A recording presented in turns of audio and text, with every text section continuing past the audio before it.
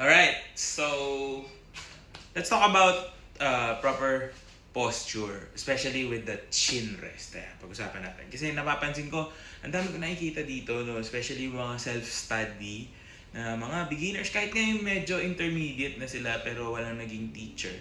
The common problem, no, na siguro hindi nila namamalayan na mali yung ginagawa because wala nga nagbibigay ng feedback. So, a lot of violinists na nakikita ko dito sa TikTok specifically, no, they always play like this. Ganyan. Ganyan sila. Ako hindi ko magaya kasi parang ang hirap-hirap di ba? So, shoulders raised, head tilted to the side. Tapos ganyan sila mag-play.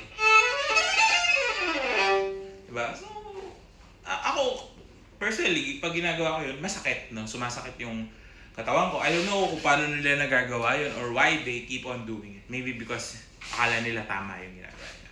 Okay. Kasi when we talk about the proper position ng chin rest, no? Sabi nga natin, chin rest, di ba? So, we have to use the chin rest properly. Akala kasi nung iba, parang when we talk about putting the violin on our collarbone, laging yung ilalim lang ang tinitignan. Which is, kaya naglalagay ng shoulder pads and all. Tapos, nakakalimutan na nila na there's always two contact points na important. So, the one right here, sa collarbone, and here, no, yung chin. Kung saan natin nilalagay yung chin. So, a lot of people tend to rest their heads like this. Tinitilt nila. So, kung hindi man ganon, iniipit, di ba? So, yun yung common mistake. So, kapag stable na siya dito, if you have a shoulder pad or kahit wala, no, kung okay naman yung pwesto ng inyong violin dyan. So, you don't need to raise your shoulders. As much as possible, dapat laging ganyan. Relax lang yung shoulders natin. Hindi naman sobrang bagsak, but in a way, yung parang pag nakatayo ka and you're standing tall. So, shoulders back, relax, neck aligned, even your head. No? So, pag naglagay na sila dito, anong nangyayari? Tinataas yung shoulder kasi hindi nila maipit ng tama sa head. So, most of the time, the problem isn't on your shoulders, but it's actually in your head. So again, tawag nga natin dito ay chin rest. So we don't put our cheek, we don't put our jaws, we put our chin. So paano natin ilalagay? So yung iba, nagpapalagay ng center mount, ganyan. Pero yung position na to is actually good enough.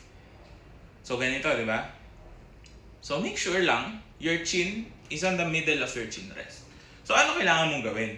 You don't need to lean or tumungo. Hindi mo rin kailangang mag-side ng head mo. Kasi once na gumanito ka, may strain na dito. So, as much as possible, all you have to do is actually look to your left. And then, so as you can see, my shoulders are not raising up. Hindi rin pumapasok dito. No, parang kang kinikiliti sa likod. Hindi ganun yung tamang form. Kailangan you're still, if you're sitting down, you're sitting tall, no? Aligned lahat, no? Straight line. And then, yun, all you have to do is look to your left. No? Sa akin, ganun. Tignan nyo, nakakapagsalita pa ako, no? Most of the beginners, no, pag humawak sila ng violin, nilagay nila dito, ayaw na gumalaw ng bibig. Because, they're trying to squeeze, no? Ayaw natin ng squeezing motion. Ayaw nating ipitin. We don't need to squeeze in order to hold or to keep it in place. All we have to do is to lock it in place. No? So, ang naglalak dyan is not your shoulders trying to move up and your... So, ganito yung nangyayari, no? Ganyan yung itsura ng iba. Pag tinanggal yung violin, ganyan yung itsura. Dapat, pag tinanggal mo yung violin, ganito lang itsura mo. Yan. Di ba? Relax. Nakabagsak yung elbow, shoulders. Your head is looking to your left. And yun na yung magiging posture mo, di ba? Hindi ka magmumukhang nahihirapan sa ginagawa because tama yung location, no? It will vary, of course, depending on the person, their body types, ganyan. Kaya nga, naglalagay pa rin tayo ng shoulder pad kung kailangan, no? Sabi ko nga, hindi naman porket mataba ka, kailangan wala kang shoulder pad, no? I know people, some of my colleagues who also uses a shoulder pad, kahit na medyo mataba sila, they have a shorter neck, mas comfortable kasi sila ilagay yun. But again, ito yung pinaka, siguro ultimate test kung tama ba yung ginagawa mo sa pag-hold. If you can still speak when you are holding the violin here at this part, no? Yung kamay, ibang usapan pa yan. Pero, yeah, try it out, no? Lalo na sa mga beginners dyan na nagsisimula pa lang. As much as, kailangan nyo talaga ng instruction. But if you're doing this, parang namimilipit, most likely magkakaroon kayo ng problem sa neck area, sa shoulders area, even your arms, magkakaroon ng unwanted tension dyan.